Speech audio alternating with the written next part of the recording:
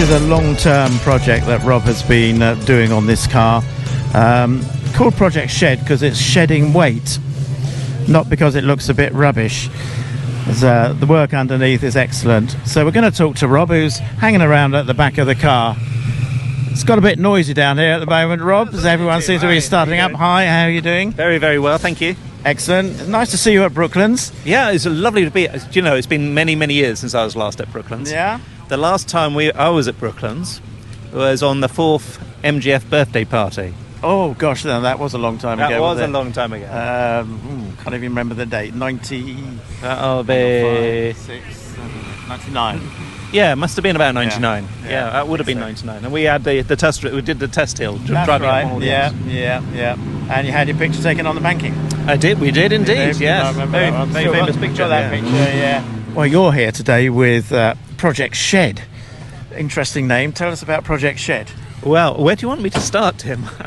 With the name, perhaps. We have published a 44-part article on it, but you could tell the story. And I don't think it's going to stop anytime soon, is it? The name, we'll start with the name. So Project Shed was actually the name given to it by my erstwhile partner in crime, Tim Walcott. He called it a shed because it looked like a complete dishevelled shed when we picked it up. So that took on a different meaning then. And it has taken on a bit of a different meaning because it also meant to shed weight, which is how my wife interpreted the name. So actually they're both right. It is still a bit of a shed and it is shedding a lot of weight. So the story starts, I think it started back in 2010 when on the MGF Register forum somebody posted up, I've got an MGF rolling body shell. It's going to the scrapyard unless somebody picks it up and you can have it for free.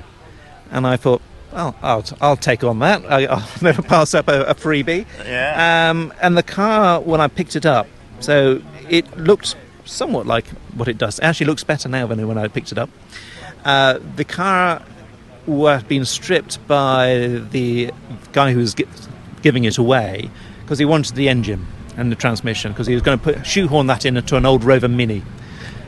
And so essentially there was nothing left on the car because they didn't spend any time taking anything apart. They cut things, destroyed things. There was no engine, no transmission, there was no steering column. About the only thing that was still on the car was the brake lines and the brakes. So fortunately it had brakes. But the subframe wasn't even bolted on at the rear, so we were trying to get it on the trailer with 4 wheels all pointing in different directions. So that was very exciting. But to cut a longer story short, essentially the car has been built up over many weekends, over many years, with a donor car that provided a replacement engine and transmission and the whole electrical. So basically that car had been in a major frontal impact, was never going to go back on the road, so I just harvested everything and put it into this. Put it all into this. So it's a combination of two MGFs, really. It is. It is a complete bidser, and there's a nice little there's a nice little sticker on the side there which says eBay built. All right. That I think really sums up That's just down on the front here, yeah. Yeah. And the other sticker, which I think is always fun, which always gets comment, is the sticker on the opposite side in the exact same position, which says "I survived the scrappage scheme." Ah, okay. And the irony is that this car has actually been rescued by parts of a car that was being taken into the scrappage scheme. So the car has been a project of lightweighting. Yeah, absolutely. So you, over the many years now, you shed an enormous amount of weight off this vehicle. And do you know what? It into quite a rapid sprint and hill climb car. Yes, exactly. Yeah. That's exactly what its function is. And also I do a few track days when I can. So it's a project in lightweighting, and I can show you one of the details which I'm quite fond of, which is the bonnet hinge on this. All right, okay. So it's no longer let's the bonnet have a look hinge. at your bonnet hinge. Just as an example, because there's too many examples of but I'll show you this. Okay, we're just unlocking the bonnet. This was a particular project from COVID because I wasn't able to do very much else, mainly because I was still on the wards. But if you have a look at the bonnet hinges, you'll notice they're no longer standard, and I've even drilled holes. You've drilled holes to shed a bit more weight. Oh, absolutely, yeah. And funny enough, that saves quite a few grams. But you can't get a feel for the detail that has gone into it in terms of trying to get weight out of it. Most things are stripped out, aren't they? Yes. And you put some extra weight in, though. That is a little bit of extra weight. So not only has it been a project of lightweighting, but it's also been a project of playing with things such as aerodynamics. Adrian Newey probably isn't going to be knocking at my door to give me a job anytime soon, but it's been a bit of fun. So one of the things that you can immediately see is this funny little box thing here, but essentially that is the air which goes through the radiator, is ducted straight up and up through that hole in the bonnet. Right. So this is an air output. Absolutely. On the bonnet rather than input. And you might reasonably ask, why the hell have I done that? And essentially that is a copy of what was done on one of the project cars which MG Rover and Myra produced, the 200 HPD. And they did an awful lot of aerodynamic and rolling road work to look at lift and look at aerodynamic efficiency. And they ducted the radiator in exactly the same fashion. And essentially they found less front-end lift, reduced aerodynamic drag, and I thought, well, that's got to be worthwhile. So I repeated it, and I even went to the extent of trying to measure the pressure differences with bits of clear hose from a goldfish pond. So but you can run a little manometer to actually measure pressures. So it actually works. Yeah. It actually works. I'm sure it does. Particularly if the MG Rover engineers worked it out in the first place. Well, exactly. And I thought, well, if they know what they're doing, we'll do that. Let's have a wander around, and we can look at your interior and see what you stripped out of here, basically. Well, most of it. Let's have a look. Let's open the door. I'm just going to go here. So yeah, pretty stripped out, apart from the big chunky bits of metal they've put in. Yes, I added weight there, but it's safety, because that's a full safety devices roll cage.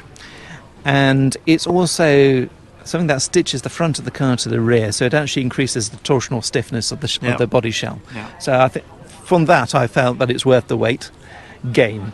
But what you also see are the seats, and these are actually genuine MGF Cup race seats. All right, okay. And you can tell they are because they've even got the MG badge embroidered on the back. Back there. The original Cup cars only had one seat, but I have to run two, so I've got a pair of them. So they're probably worth a few pennies to the right person. So beg the question: do you need another seat? Well, in this class you do. So the class you do need a seat. Regulations. Correct. Yeah. And the standard seats are way too heavy to keep in, so much better to go with a bucket seat. Lightweight seat. I have seen people go with go-kart seats in that passenger seat. That's pushing the rules a bit, but it is a seat. But you can certainly do that. Everything you do has got to be within regulations. 100%. Yeah. So everything you see here is within rules, and I haven't had to reinterpret them too cunningly to do it. Fantastic. Is there much to see in the back?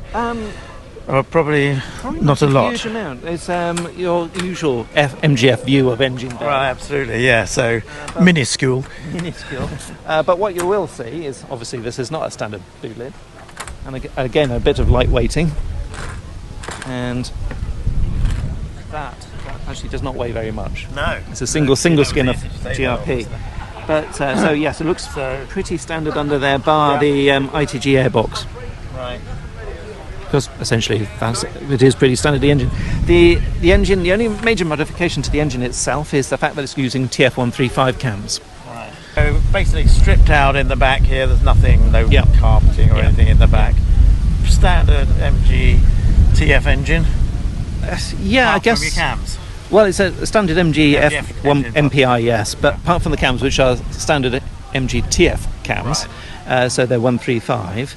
Apart from the ITG filter that you can see, it's got a 4:2:1 exhaust manifold, a sports cat going into a Trevor Taylor sports exhaust with a single exit. So it's saved a bit more weight because it's only got one tailpipe. Lovely. And you've had some success in this? Yeah, so this car won the championship in 2019. So we did okay that year.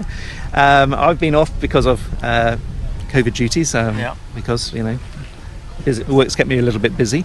So back first time in a couple of years this year. Yeah, it was great to see it campaigning again. Yeah, and I'm really happy to be campaigning again, to be honest. Fantastic. Thank you very much, Rob Bell.